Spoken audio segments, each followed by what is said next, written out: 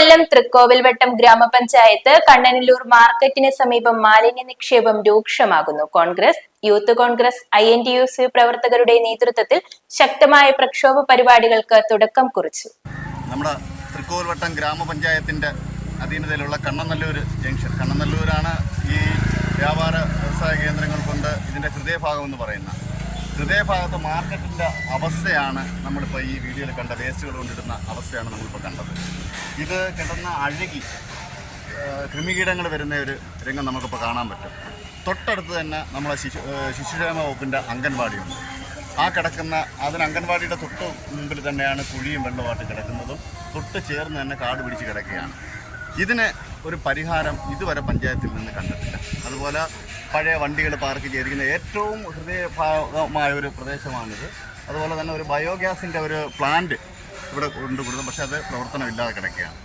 അതുപോലെ തന്നെ ഈ മാർക്കറ്റിൻ്റെ വികസനത്തിന് വേണ്ടി ഫണ്ട് അനുവദിച്ചിട്ട് ഏകദേശം ഒരു 3 മാസത്തോളമായി.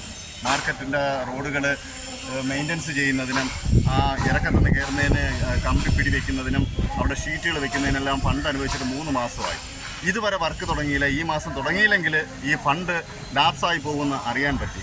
ആ ഒരു വിഷമം കൊണ്ട് തന്നെയാണ് ഞങ്ങൾ 2 ദിവസമായി മാർക്കറ്റിൻ്റെ വികസനവും പരിസര പ്രദേശങ്ങളുടെ ശുചീകരണമായിട്ട് സമരമാർഗവുമായി ഇറങ്ങിയിരിക്കുന്നത്. ഞങ്ങൾ അംഗൻവാടിയിൽ വന്നപ്പോൾ നമുക്കൊരു വിഷമമുണ്ട്. കൊച്ചു കുട്ടികൾ പഠിക്കുന്ന അംഗൻവാടിയുടെ പരിസരമാണിത്. നമുക്ക് രോഗം പകരാനുള്ളൊരു സാധ്യതയുണ്ട്. അതുകൊണ്ട് എത്രയും പെട്ടെന്ന് തന്നെ ഇതിനൊരു നടപടി എടുത്തുകൊണ്ട് നാളെ തന്നെ ഈ മാലിന്യം ഇവിടുന്ന് നീക്കി ഈ പ്രദേശം വൃത്തിയാക്കണമെന്ന് അഭ്യർത്ഥിക്കുകയാണ്. നമ്മുടെ ബഹുമാന്യനായ യൂത്ത് കോൺഗ്രസിൻ്റെ നിയോജക മണ്ഡലം വൈസ് പ്രസിഡൻറ്റ് ഷാൻ മുട്ടയ്ക്കാവുണ്ട്. നമ്മുടെ പാങ്കോണം വാർഡിൻ്റെ പ്രസിഡൻറ്റ് നാസറുദ്ദീൻ പാങ്കോണമുണ്ട്. കണ്ണനല്ലൂർ ടൗൺ വാർഡിൻ്റെ പ്രസിഡൻറ്റ് നാസറുദ്ദീനുണ്ട്. അതുകൊണ്ട് നമ്മുടെ ഈ അഭ്യർത്ഥന നിങ്ങളെല്ലാവരും കാണുമെന്ന് വിശ്വസിക്കുന്നു. അപ്പോൾ നിങ്ങളും ഇതിന് പങ്കാളികളായി ശക്തമായി പ്രതിഷേധവുമായി പഞ്ചായത്തിലേക്ക് എത്തുക. നിങ്ങൾ അവിടെ നിർദ്ദേശങ്ങൾ കൊടുക്കുക. ഇതിൻ്റെ പരിഹാരം കാണണമെന്ന് അഭ്യർത്ഥിക്കുകയാണ്.